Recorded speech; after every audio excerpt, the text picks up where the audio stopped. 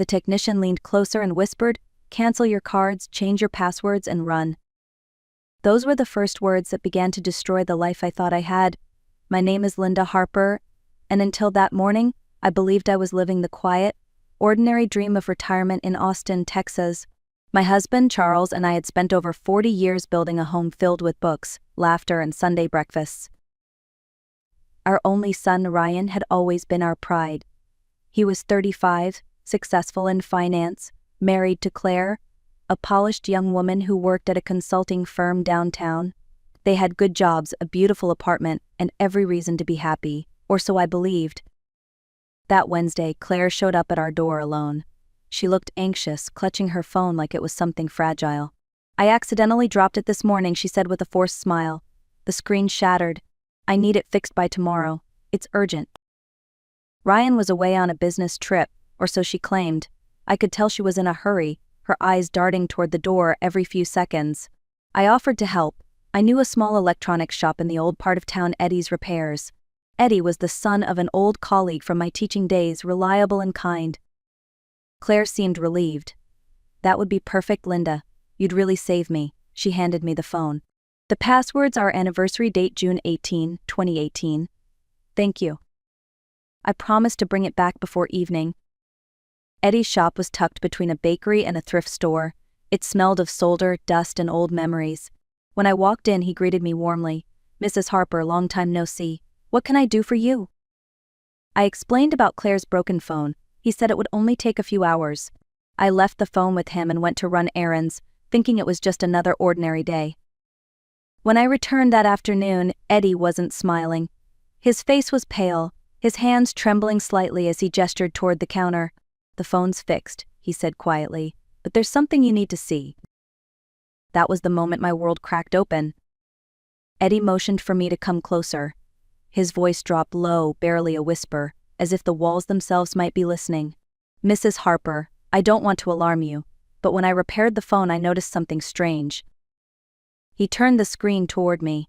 A hidden folder appeared, tucked deep inside the files, disguised under the name budget_reports. Inside were screenshots, voice recordings, and messages. The first one stopped my breath. "Ryan, she's been forgetting more lately. The doctor's notes will help prove it." "Claire, good. Once everything is signed, we'll move forward with Plan B." "Ryan, I hate waiting." "Claire, be patient. It has to look natural." I felt my knees weaken. Eddie pulled over a chair and urged me to sit. I read line after line, watching my son's words sink like stones into my chest. They weren't talking about a business deal, they were talking about me. Another message appeared, dated just a week ago. "Ryan, insurance company confirmed the policy's active. We only need the doctor's confirmation." "Claire, perfect. Don't forget to switch the pills. She takes them every night, right?" "Ryan, yeah, she won't notice." Eddie looked at me uncertain. I could tell he had debated whether to show me or not. I asked him to make copies, every single message and recording. My voice shook, but I forced calm. "Can you send them to my email?" I asked. "And please don't tell anyone about this yet." He nodded quickly. "Of course. But Mrs. Harper, promise me something, act normal. Don't confront them until you're safe. Whoever wrote this knows exactly what they're doing." I walked out of the shop with the phone in my hand, the world spinning around me. The afternoon sun was too bright. The air too heavy. People laughed and talked on the street, unaware that one woman among them had just learned her only son might be planning her death. I pressed the phone against my chest and whispered, "No one will believe this. Not yet, but I'll find out the truth." And from that moment I knew nothing in my life would ever be the same again. I don't remember driving home that day. The streets blurred together, and the voice in my head kept repeating the same line, "My son wants me dead." When I walked into the living room, Charles was sitting in his recliner, watching an old western. He looked up and smiled, completely unaware that our world had just been set on fire. "You're pale, honey," he said. "What's wrong?" I didn't answer right away. I placed the phone on the coffee table, opened the screenshots Eddie had sent, and simply said, "You need to read this." He leaned forward, frowning as his eyes moved over the messages. At first, confusion, then disbelief. Then, finally, something broke in him. "No," he whispered. "Not Ryan. He wouldn't." But the evidence was there. The same Ryan we'd raised, the boy who built tree houses and kissed us goodnight, had written words that sounded like a stranger's. Charles's hands clenched into fists. I could see the rage fighting against heartbreak. How long do you think this has been going on? I shook my head. I don't know, but look. I opened the bank app on our tablet. A series of small transfers appeared, 500 here, 200 there, always to the same hidden account, all authorized by Ryan. We went through every document, every insurance file we had, and there it was, a new life insurance policy under my name, forged with my signature, listing Ryan as the sole beneficiary. Charles sat back, his face drained of color. That's not our boy anymore, he said quietly. That night we canceled our cards, changed every password, and locked the checkbooks away. Then we sat in silence. I stared at the framed photo of our family on the mantel, Ryan, his arm around Claire, both smiling wide. I remembered the day it was taken, how proud we were of them. Somewhere along the way, that love had turned into greed. I turned to Charles. We can't just hide, we have to be smart. He nodded slowly. Then let's start with the doctor. If they'd been using him, he'll know something. And so, with fear in our hearts but fire in our veins, we began to plan our quiet fight for the truth. The next morning, I called Dr. Collins's office and asked for an immediate appointment. He had been our family physician for more than 20 years, a man we both trusted completely. If Ryan and Claire had managed to involve him, I needed to see it with my own eyes. When I arrived, Dr. Collins greeted me kindly, but there was something uneasy in the way he avoided my gaze. We exchanged polite words, and then I asked, straight to the point, I'd like to review my medical file. He hesitated. Of course, Mrs. Harper, give me just a minute. He disappeared into the back room. When he returned, he placed a manila folder on the desk, but his smile faltered as I opened it. My hands trembled as I scanned the pages. There, in neat type, were words that didn't belong to me. Patient exhibits early signs of cognitive decline. Reports of forgetfulness and confusion as observed by son Ryan Harper. My stomach turned. I flipped through more pages. Each line suggested I was slipping into dementia, all based on statements from my son. Doctor, I said quietly, did you ever test me for this? Did you ever see me confused? He swallowed hard. No, but Ryan insisted something was wrong. He said you'd misplaced medication, left the stove on. He asked me to keep an eye out. I closed the file, my voice trembling but firm. Dr. Collins, you've been deceived. There's nothing wrong with my memory. But if you don't correct this record, that lie could have cost me my life. He went pale. Mrs. Harper, I had no idea. I'll fix this right now. He printed a new page and signed it. Patient shows no cognitive impairment. Previous notes based on misinformation. I thanked him, then asked him to keep quiet for now. As I walked out, I could feel my pulse pounding, my anger sharpening into focus. They weren't just trying to take our money. They were trying to erase me one fabricated symptom at a time. But I wasn't losing my mind. I was wide awake. That afternoon, my phone rang. Ryan's name flashed on the screen. Hey Mom, his voice sounded overly cheerful, like a salesman rehearsing kindness. How about dinner tonight, just the four of us? It's been too long. I hesitated, then agreed. Sure, sweetheart, I'll make your favorite roast chicken and mashed potatoes. When I hung up, Charles looked at me. Are you sure that's a good idea? It's the only way we'll know how far they're willing to go, I said. And before they arrived, I slipped Charles's old voice recorder under the table. It was small, black, and silent, just like the truth we were about to capture. They showed up right at 7, carrying a bottle of expensive wine and a box of chocolates. Claire smiled, but her eyes didn't. You shouldn't have gone through all this trouble, Mom, she said sweetly. You should rest more. Ryan poured the wine himself, insisting on serving our glasses. I noticed he poured ours first, then theirs, switching the bottles as he did it. Subtle but deliberate. As we sat down, the conversation felt rehearsed. Mom, Dad, have you thought about downsizing? Ryan asked casually. You know, that big house must be a lot to manage. Claire nodded, adding softly, we could help with the paperwork. Maybe get some documents in order just in case something happens. Something happens. Those words echoed like thunder in my mind. I kept my smile steady. That's kind of you, but we're fine for now. Then Ryan slipped. The doctor's concerned about your memory, Mom. You forgot Mrs. Langley's name last week. remember?" I met his gaze, calm and cold. "Mrs. Langley moved to Florida 6 months ago. You told me that yourself?" For a second, silence filled the room. Claire's fork froze in midair. Charles cleared his throat, breaking the tension. "So, Ryan, how's work?" Ryan forced a laugh, changing the subject, but I saw the flicker of panic in his eyes. They finished dinner quickly, claiming they had an early morning. As the door closed behind them, I turned to Charles. "You recorded all of that, right?" "Every word," he said, pressing the stop button. And that was the night I stopped being afraid. I was ready to fight. The next morning, I was sipping coffee when the doorbell rang. Charles was still upstairs shaving. I opened the door to find Claire standing there, dressed sharply as always, holding a neat stack of papers and wearing that polite, polished smile that never reached her eyes. "Good morning, Mrs. Harper. I just wanted to drop off some documents for you and Mr. Harper to review." "Nothing urgent, just standard paperwork," she said smoothly. I invited her in, pretending not to notice how her eyes darted toward the living room camera that wasn't actually on. She laid the documents on the coffee table, aligning each page perfectly as if rehearsed. Charles joined us a few minutes later, towel around his neck, pretending to act surprised. Claire handed him a pen. "Oh, you don't need to read every page. Ryan already went over the details with your lawyer." I smiled gently. "Humor me, dear. I'm old-fashioned. I like to read before I sign away my life." Her smile faltered for just a second. I began flipping through the pages.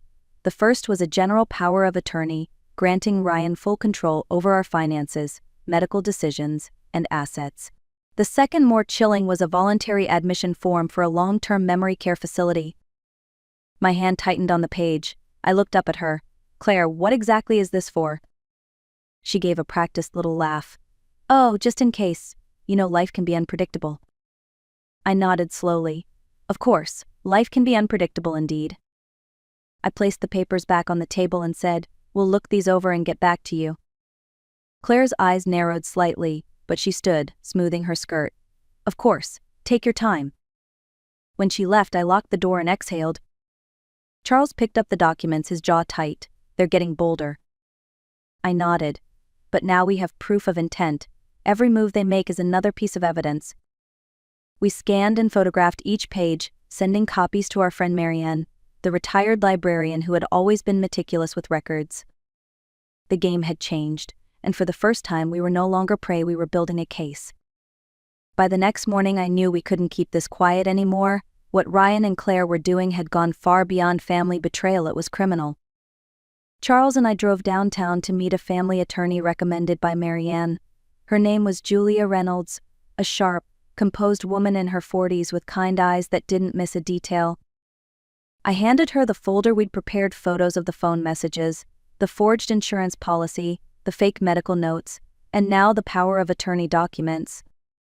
Julia took her time reading every page. When she finally looked up, her tone was calm but firm. "Mrs. Harper, Mr. Harper, you're both in danger. You've been systematically targeted for financial and medical exploitation." She began typing immediately, preparing legal revocations for every document Ryan had ever touched. Within an hour, she filed the necessary motions to revoke his access to our accounts and invalidate any medical authorizations. Then she leaned forward. "I'm contacting Detective Henry Morales in the Elder Crimes Division. He's one of the best. This goes beyond fraud, it's attempted murder." Hearing those words made it real in a way nothing else had. I felt my throat tighten. Detective Morales arrived that afternoon, tall, calm, with the quiet authority of a man who had seen too many families broken by greed. He listened, reviewed the evidence, and nodded. "You did the right thing coming here," he said. "Here's what we'll do. We'll install discreet surveillance in your home, cameras, microphones, the works. You two act normal. Whatever they plan, we'll capture it." Charles reached for my hand. "What if they don't take the bait?" Morales smiled faintly. "Then you'll be safe. But from what I've seen, they're close to making their move." That evening, technicians arrived under the guise of internet repairmen. Tiny cameras were placed in the kitchen, the dining area, and the living room vents. As night fell, our once peaceful home transformed into a quiet stage for a terrible truth waiting to unfold. Around 9 p.m. Ryan called. His voice was casual, but beneath it I could hear tension. "Hey Mom, we're stopping by tomorrow night. I have a surprise for you and Dad." When I hung up, my heart pounded. The trap was set. Now, all we had to do was survive the performance. The next day passed in agonizing slow motion. Every sound made me jump, every creak in the floorboards felt louder than usual. I kept checking the tiny indicator light on one of the hidden cameras, making sure it was still recording. By sunset, the table was set. Charles had opened a bottle of wine, our own, sealed, untouched. I made sure of that. Then we waited. At 7:42 p.m., headlights swept across the driveway. Ryan's car. Claire stepped out first, holding a gift bag. Ryan followed, his expression rehearsed into something that looked like affection. "Mom, Dad, surprise. We thought we'd make it a special evening." I smiled, forcing warmth into my voice. "How thoughtful of you." As they entered the kitchen, Ryan asked for 2 wine glasses. He carried their bottle, different label, already uncorked. Charles and I exchanged a glance. The detectives, parked in an unmarked van down the street, were listening through the microphones. Ryan poured generously, setting our glasses in front of us. Claire chatted cheerfully about vacation plans, real estate prices, anything but the tension that hovered in the air. Then it happened on the counter camera. Ryan's hand slipped something small into the wine. He thought no one noticed. I forced myself to sip from my own bottle, not his. Charles did the same. When Ryan lifted his glass, his eyes flicked toward mine, searching, waiting. "You two have been the best parents," he said softly. "I hope you know how grateful I am." The words made my skin crawl. I smiled back. "That means a lot, sweetheart." Minutes later, as Ryan excused himself to the kitchen, a faint knock sounded at the front door. Claire froze. "Who could that be?" she asked. Before anyone could answer, the door burst open. Detective Morales and 2 officers stormed in, badges raised. "Ryan Harper, you are under arrest for attempted homicide. Step away from the counter." The look on Ryan's face, pure shock. Then rage will never leave me. Claire screamed, backing into the wall, as the officers cuffed them both. From the doorway, Morales nodded toward me. "We've got it all, Mrs. Harper. Every frame, every word." And for the first time in weeks, I could finally breathe. At the station, Ryan sat across from Detective Morales, handcuffed and silent. Claire sat beside him, pale and trembling. The room smelled faintly of disinfectant and betrayal. Charles and I waited in the adjoining room, watching through the one-way glass. Morales began calmly, laying the printed screenshots, medical files, and video stills on the table. Every piece of the puzzle, every lie, every moment of calculated cruelty. Ryan tried to speak first. "It was just a mistaken experiment. We weren't really going to." Morales cut him off. "Then why did we find oleander extract in your bag? Why did you falsify insurance paperwork? Why did you drug your mother's vitamins for weeks?" Ryan's eyes flickered toward Claire, but she was already crying. Then she said the words that twisted the knife deeper. "It wasn't his idea, it was mine." Morales leaned in. "Go on." She confessed in a halting voice how she'd studied toxicology in college, how she'd used an old inheritance scheme from her past to get close to Ryan. She'd convinced him that killing his parents was the only way out of their financial troubles. Ryan's face crumpled. He turned to her in disbelief. "Claire, what are you?" But the damage was done. Morales signaled the officers and they escorted Claire away.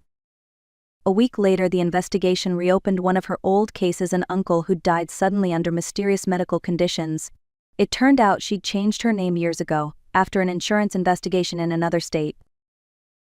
Ryan, realizing he had been manipulated all along, confessed fully. He pleaded guilty to attempted murder, accepting a 20-year sentence. The day of the sentencing, I stood in the courtroom, my hand gripping Charles's. Ryan looked at us, tears streaming down his face. "I'm sorry, Mom. I don't know who I became." I wanted to scream, to cry, to ask why. But all I could manage was a whisper. "You were my son before greed took you." And as the officers led him away, I knew the truth was more complex than good and evil. It was about weakness, temptation, and the slow corrosion of love when money takes its place. 4 years passed. Time has a strange way of dulling pain, but never fully erasing it. Charles and I sold the big house on Elm Street, the one that once echoed with Ryan's laughter. We moved into a small apartment in San Antonio, near the park where we used to take him as a child. Most mornings I sit by the window with a cup of tea, watching the sunlight stretch across the trees. There's peace in the ordinary now. We volunteer at the local community center, teaching seniors how to use computers, helping kids with homework. Life has found a quieter rhythm, one that doesn't hurt as much. Ryan writes from prison every few months. His letters are long, remorseful, filled with reflections about the choices he made. He's studying law now, helping other inmates with their cases. Some days I answer, other days I can't. Forgiveness, I've learned, isn't a single decision. It's a long road you walk barefoot. Some days you bleed, some days you heal. There are nights I still wake up reaching for the sound of his teenage laughter, remembering birthdays, Christmas mornings, the smell of pine and cinnamon. Then reality drifts back the wine glass, the lies, the betrayal, and I breathe through it, one memory at a time. But I've also learned that revenge doesn't have to end in anger. True revenge is survival. It's reclaiming your peace after someone tried to destroy it.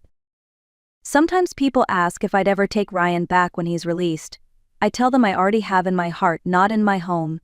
Because love doesn't mean surrender. It means choosing freedom over pain. When I walk past the mirror each morning, I barely recognize the woman staring back. She's older, yes, but stronger too, wiser. And if you're watching this, if you've ever felt trapped in a web of betrayal, listen to me. Protect yourself. Trust your instincts. The quiet voice inside you is never wrong. The greatest victory isn't revenge, it's peace.